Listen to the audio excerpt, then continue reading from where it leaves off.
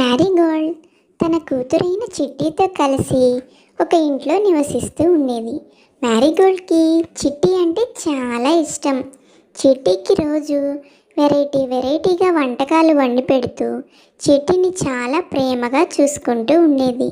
చిట్టికి కూడా మ్యారీగోల్డ్ చేసే వంటలంటే చాలా ఇష్టం.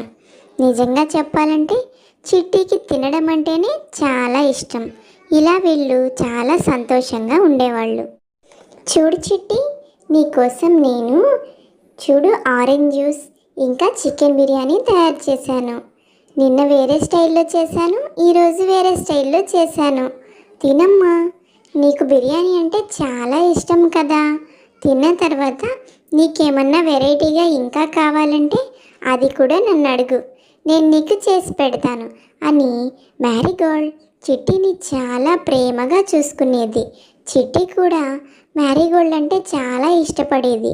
ఇలా రోజులు గడుస్తూ ఉండేవి. చిట్టి మాత్రం మ్యారీగోల్డ్ చేసిన ఏ వంటనైనా సరే చాలా ఇష్టంగా తినేది. ఎప్పుడు నాకు ఇది వద్దమ్మా అని చెప్పేదే కాదు. మ్యారీగోల్డ్ కూడా చిట్టి కోసం ఎప్పుడూ వెరైటీగా వంటకాలు చేస్తూనే ఉండేది.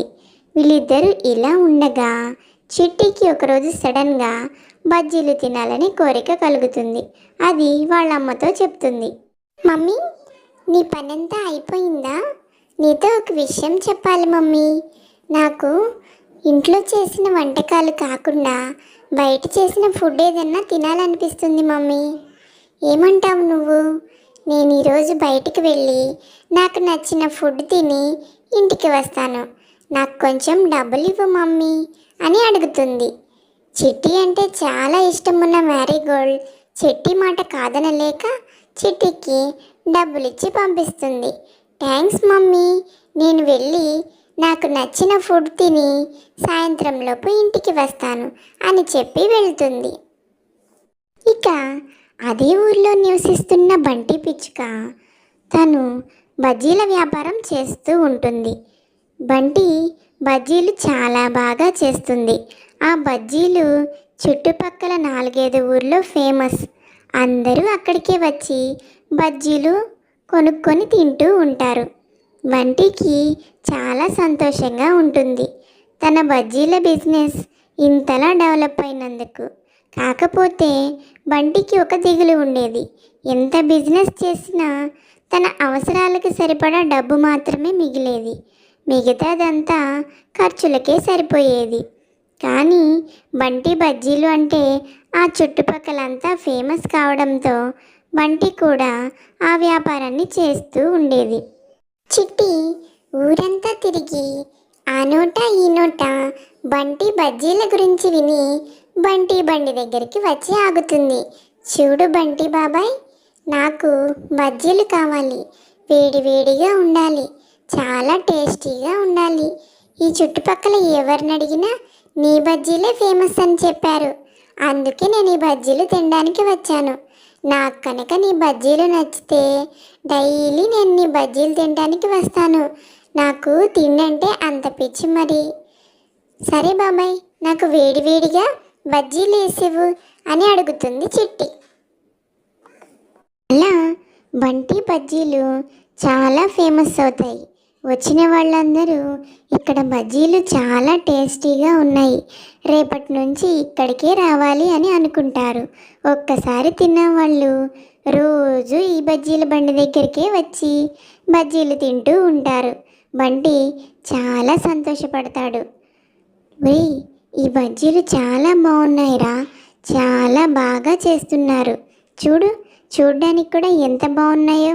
మనమిద్దరం రేపటి నుంచి ఇదే బజ్జీల బండి దగ్గరికి వచ్చి బజ్జీలు తినాలి, అర్థమవుతుందా?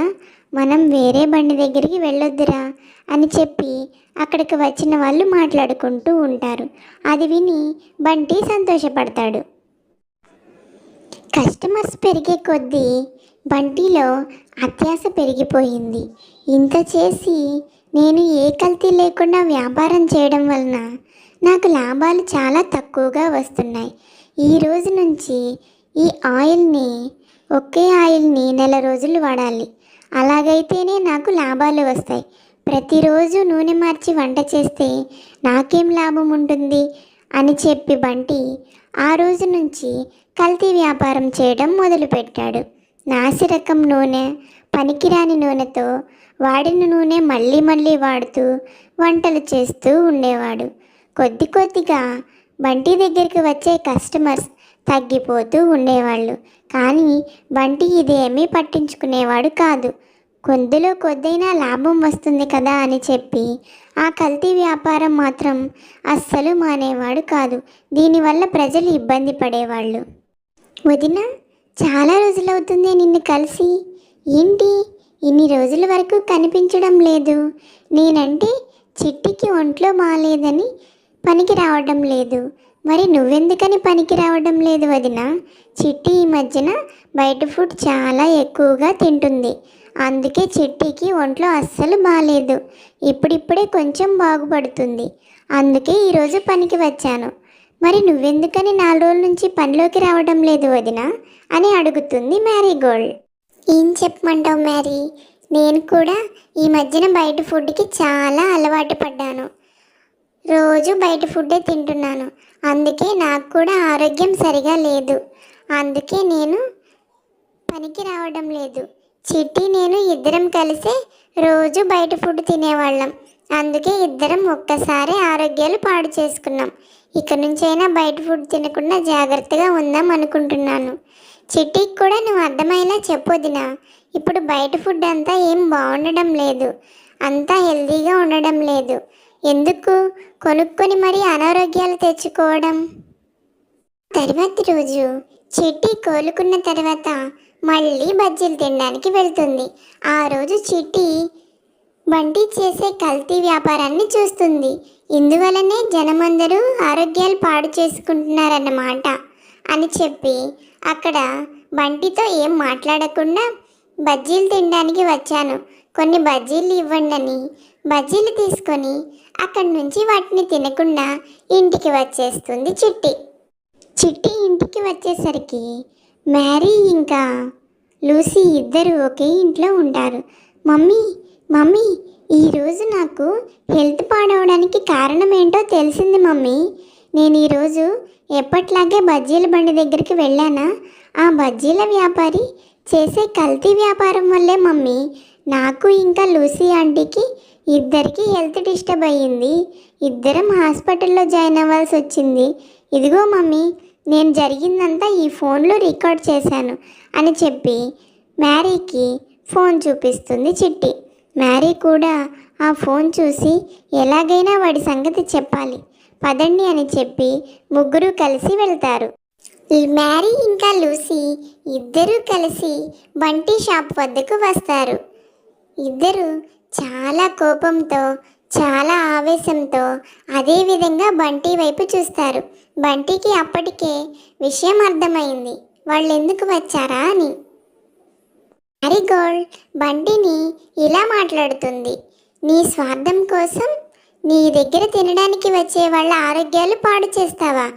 నీకు కట్టే బిల్లు కన్నా 2 ఎక్కువగా హాస్పిటల్లో కట్టాల్సి వస్తుంది. నీ కల్తీ వ్యాపారం వలన ఎంతమంది